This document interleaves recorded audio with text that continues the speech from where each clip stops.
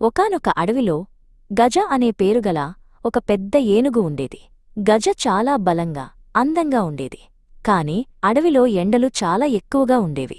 గజకు చాలా దాహం వేసేది. నీళ్లు తాగాలంటే గజ చాలా దూరం నడవాల్సి వచ్చేది. అడవికి అవతల ఉన్న పెద్ద నది దగ్గరకు వెళ్లడానికి గజకు రోజంతా పట్టేది. పాపం గజ నడిచి నడిచి చాలా అలసిపోయేది. ఒకరోజు గజ ఒక చెట్టు కింద కూర్చుని బాధపడుతుండగా చిట్టి అనే ఒక చిన్న పిట్ట అక్కడికి వచ్చింది. చిట్టి చాలా ఉత్సాహంగా అటూ ఇటూ ఎగురుతూ ఉంది. ఏమైంది గజా, ఎందుకు అంత దిగులుగా ఉన్నావు అని చిట్టి అడిగింది. నీళ్లు తాగడానికి చాలా దూరం వెళ్ళాలి చిట్టి, నాకు చాలా ఓపిక తగ్గుతోంది అని గజ చెప్పింది. చిట్టి కాసేపు ఆలోచించి, అంత దూరం వెళ్ళక్కర్లేదు గజా, ఇక్కడే దగ్గరలో రాళ్ల మధ్యనుంచి నీటి చుక్కలు పడటం నేను చూశాను అని చెప్పింది. గజ మరియు చిట్టి కలిసి ఒక పెద్ద రాతి గుట్ట దగ్గరకు వెళ్ళాయి.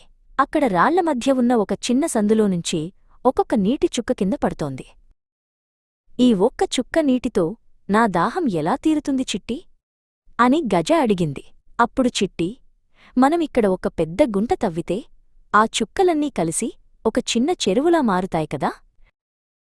గజ తన బలమైన కాళ్లతో దంతాలతో అక్కడ నేలను తవ్వడం మొదలుపెట్టింది. చిట్టి కూడా తన చిన్న ముక్కుతో రాళ్లను పక్కకు జరుపుతూ సహాయం చేసింది. రాత్రంతా ఆ రాళ్లనుంచి పడే నీటి చుక్కలు ఆ గుంటలో చేరాయి. మరుసటి రోజు ఉదయానికి అక్కడ ఒక అందమైన చల్లని నీటి చెరువు తయారైంది. గజ హాయిగా నీళ్లు తాగి తన తొండంతో చిట్టిపై నీళ్లు చల్లి ఆడుకుంది. పెద్ద సమస్యలకు కూడా చిన్న ఉపాయాలే పరిష్కారం అని గజ తెలుసుకుంది.